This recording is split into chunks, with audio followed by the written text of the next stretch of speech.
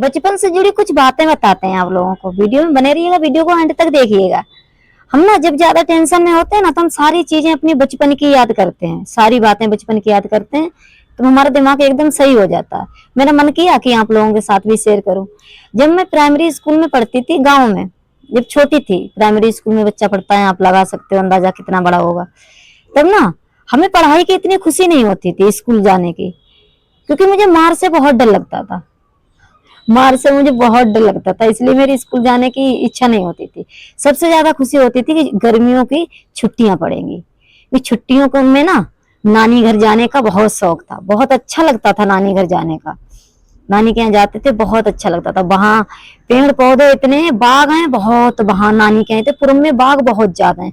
हमारे यहाँ तो इतने हैं नहीं। नानी के यहाँ मुझे बहुत अच्छा लगता था इसी वजह से जाने के लिए।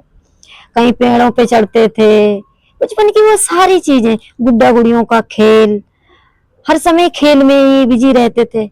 और मम्मी डांट भी देती थी, जैसे घर पे खेलते थे तो मम्मी डांट भी देती थी, नानी कभी डांटती नहीं थी।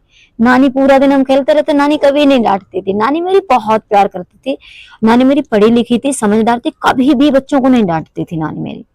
अब नानी इस दुनिया में नहीं है, पर नानी की बातें याद आती रहती हैं। मामा के यहाँ पहुंच भी नहीं पाते हैं। मामी है, मामा था वो भी खत्म हो गया पिछली वर्ष।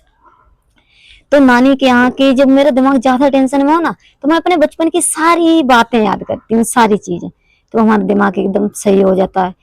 कुछ चीजें जैसे नानी नहीं है तो सोचते हैं तो बहुत ज्यादा खराब लगता है। नानी की एक एक बात याद आती है।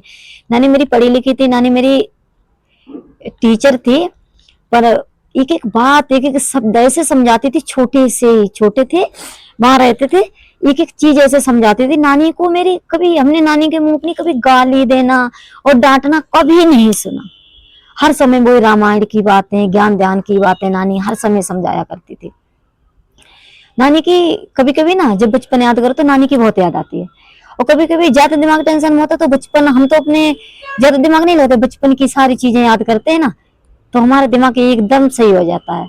कौन कौन अपनी नानी के घर जाता था, कमेंट में जरूर बताना। मैं तो वो समय बहुत मिस करती हूँ।